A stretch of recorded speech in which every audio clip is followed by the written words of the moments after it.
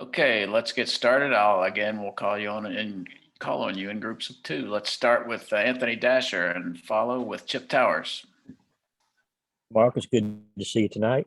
I do want to ask you about George Pickens. I know Coach said he's starting to do maybe a little bit more work.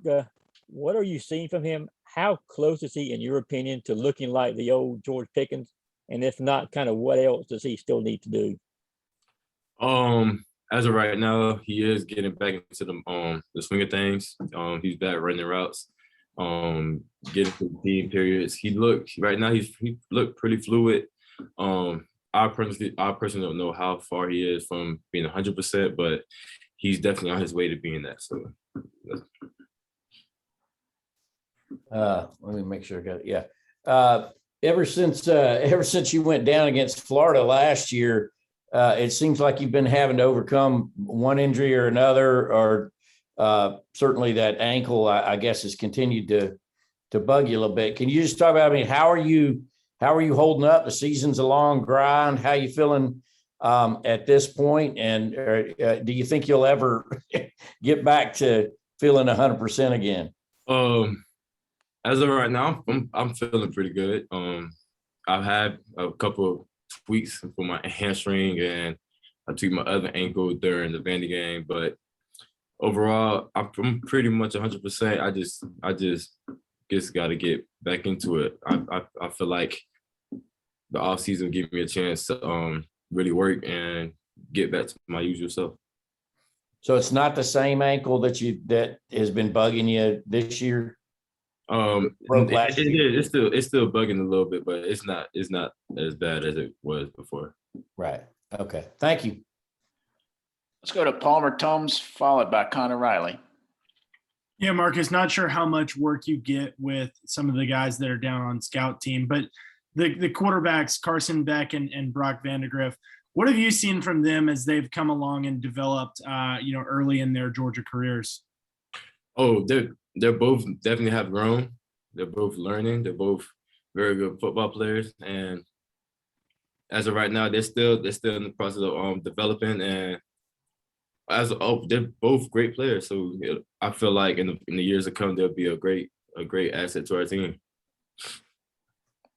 Hey, Marcus, what's a Kirby Smart halftime speech like, and what is his objective usually to try and get you guys motivated? I'll say his speeches are heartfelt. He's basically trying to get us to get back in the game and just finish the game off. Okay, let's go to Tyler Griffith, followed by Jake Rowe. It seems like the offense has battled so many injuries this year, especially to the receiving core. Even with all that being said, you're still averaging over 38 points a game. Do you think that as guys get back healthy, there's another level to this offense that it can reach? I feel like as more guys come back and get healthy, I feel like we'll have more opportunities to make plays and just be more explosive. But as of right now, I feel like what we've been doing has been good, and we're just gonna keep doing what we've been doing for the past 12, 11 games. And just keep on doing keep our game scheme the same way. Just keep grinding and keep working. Marcus, you came in last year, and when you came in, Stetson wasn't really even a big factor at quarterback, and then he ended up being a starter for a large portion of last year. Now he's a starter a large portion of this year. What were your first impressions, if you can think back, to Stetson as a quarterback? And he's not the biggest guy, he's not the most physically imposing, but what were your thoughts on him when you first saw him? Obviously, you're right. He's not the most biggest guy, but he's definitely the most. He comes in every day, does the right thing. He's a great leader, and he gets the job done for us. That was my first impression. He does the work. He just works. He does what he has to do, and that's I admire that attribute about him. Okay, we've got some time left, and I'll just open it up to anyone that has a question.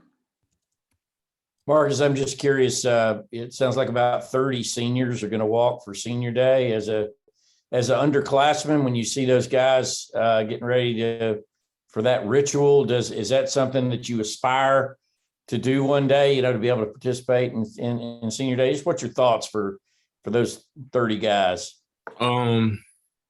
It's a blessing for them. Been here for 5 years. Been through the grind. Been through those off-season workouts, those summer workouts, and fall workouts. And I'm just proud of them, and just they really are my big brothers, and they really have helped me grow in a sense as a player and as a person. And it's gonna be sad to see them leave, but they did a job. They held it down for us. So congratulations to those guys. Marcus, what advice have you had for AD this season as he's come in and made a big impact? Noticed it a lot on that last drive of the first half against Tennessee, making 4 big catches there. Basically just go out there and just play. Pretty much just play football like how you always been playing since you was a little kid. Ain't no pressure, just go out there, play, have fun, and when your numbers call, make the plays that you're supposed to make. Anything else from anyone? All right. Thank you, Marcus, for your time. Appreciate it. All right, thank you.